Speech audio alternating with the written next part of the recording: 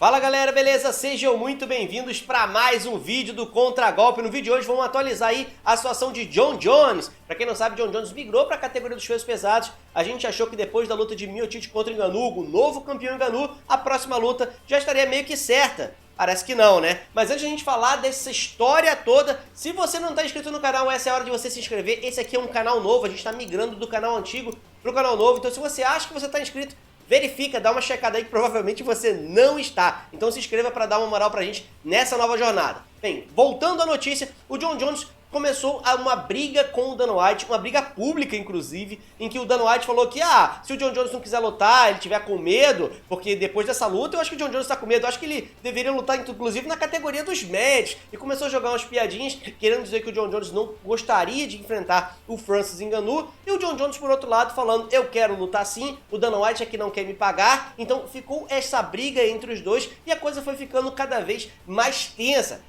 As últimas notícias foi que o Jon Jones começou a pedir pro UFC, me libera então, já que você não quer me pagar o quanto eu valho, me libera. E o Jon Jones tem uma bagagem muito grande, é considerado o melhor lutador peso por peso da atualidade, tá fazendo história, migrando para uma categoria dos pesados, pode ser que consiga fincar a bandeira como realmente o maior aí lutador da atualidade, mais inquestionável ainda do que ele já é, mas parece que a negociação está ficando cada vez mais complicada.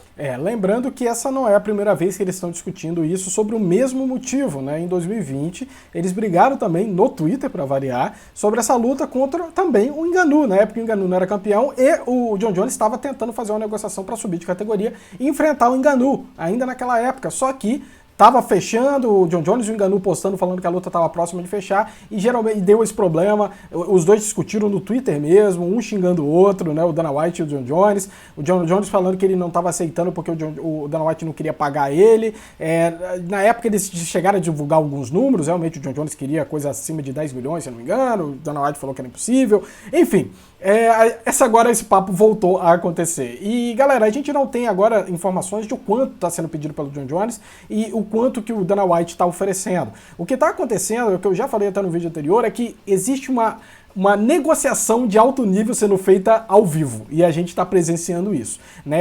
Tem muita gente falando que o Jon Jones está com medo, galera, não existe, pelo amor de Deus, gente, tira isso da cabeça. Olha que o Jon Jones já enfrentou a carreira dele inteira, ele não tem medo de lutar, olha o tamanho do Jon Jones está agora também, ele não tem que ter medo. O próprio Daniel Cormier, que é o algoz do Jon Jones, discutem o tempo inteiro, já deu uma entrevista falando, cara, vocês estão achando que o Jon Jones está com medo? O Jon Jones está com medo.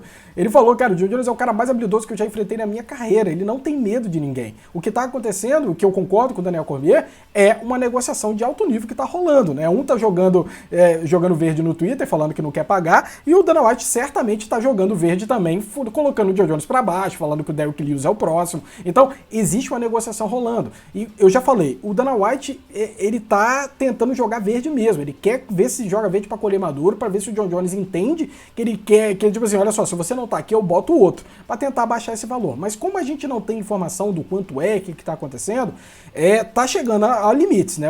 Como o André falou, o Jon Jones tá jogando verde agora pra tentar sair do UFC, me libera, você não tá me respeitando, tá falando que eu tô com medo, então deixa eu alçar novos voos aí, e obviamente o Dana White não quer comprar essa briga, porque eu não acho que o Dana White quer perder o Jon Jones pra outro evento. Pois e a gente começa a chegar num nível de ofensas pessoais e a coisa começa a escalar para um caminho que a gente não gostaria de ver, né? A gente gosta do Jon Jones no UFC porque lá ele tem a possibilidade de enfrentar os melhores lutadores. A gente acha, na minha opinião, dentro do cage, pode não gostar do Jon Jones que ele faz fora, mas dentro do cage o Jon Jones é fantástico. Eu não gostaria de ver o Jon Jones enfrentando, sei lá, o pessoal dos pesados do Bellator, por exemplo, ou nos pesados do PFL. Não é o que eu gostaria de ver. Eu prefiro ver ele no UFC, porque eu acho que os maiores desafios para ele estão lá. Então, quando você começa a criar uma rusga, e o Jon Jones escreveu no Twitter dele, não, claramente a empresa não gosta de mim, a empresa me odeia. Então, quando você começa a escrever esse tipo de coisa, me lembra um pouco a que aconteceu com a Cris Borg em relação ao Dana White, né? Que o estresse foi tão grande entre os dois que acabou culminando com a saída da Cyborg e, sinceramente, quem imagina que a Cyborg possa voltar a lutar no UFC enquanto o Dana White estiver lá como presidente? Eu acho que a rusga que foi criada entre os dois ali foi muito grande. Então, O problema dessa discussão pública é que você acaba levando as coisas mais pro pessoal, vai abrangendo, o pessoal vai colocando pilha, e o Jon Jones cai na pilha pra caramba. Então isso pode crescer numa direção ruim. Eu não gostaria de ver o Jon Jones saindo do UFC e lutando em uma outra categoria. Espero que essas coisas se resolvam e que eles consigam chegar a um consenso. Até porque o próprio Ngannou já soltou no Twitter falando que concorda com o Jon Jones que ele merece ganhar uma grana a mais pra estar subindo de categoria, pegando novos desafios, né? Ele, querendo ou não, abandonou o cinturão dos meio pesados para buscar esse novo desafio, né? Então ele deixou muita coisa para trás. Então acho que é isso que ele tá tentando mostrar. Olha, eu abri mão de muita coisa, eu sou um grande lutador, eu sou o melhor peso por peso hoje da empresa. Eu mereço receber mais. Eu acho que é importante porque o Jon Jones levanta uma bandeira importante, né? Apesar da discussão dele ser um pouco infantil, mas ele levanta uma bandeira de que lutadores não são pagos da forma como deveria. Se você for comparar o lucro da empresa por quanto os lutadores estão recebendo, realmente existe uma discrepância muito grande. E, porra, lutadores do nível de Jon Jones, eles merecem ganhar mais sim. Com a Reebok saindo agora, eu acho que isso vai melhorar. Eu acho que a Reebok trouxe muito de impedir que os lutadores recebessem muito dinheiro, botou valores muito fixos. Eu acho que com a saída da Reebok, muita coisa nova vai chegar aí, e a gente vai fazer vídeos mais pra frente sobre como isso aí vai atualizar, mas eu acho que a saída da Reebok é um ponto positivo, mas eu acho que é uma bandeira importante que o Jon Jones está jogando, de que, olha, lutadores, vocês têm que saber se valorizar. Não é só o Conor McGregor que pode ganhar dinheiro aqui dentro, não. Qualquer um que tá fazendo barulho e tem ali habilidoso, pode fazer essa briga aí pra ganhar uma grana a mais. Agora, eu não sei, obviamente, o quanto o Jon Jones tá pedindo. Se o cara tá pedindo aí 20 milhões, 30 milhões, pelo amor de Deus, Jon Jones. Vamos ter noção também. Se você não tá pedindo mais que o Conor McGregor, que é um monstro de vendas, tá conseguindo fazer,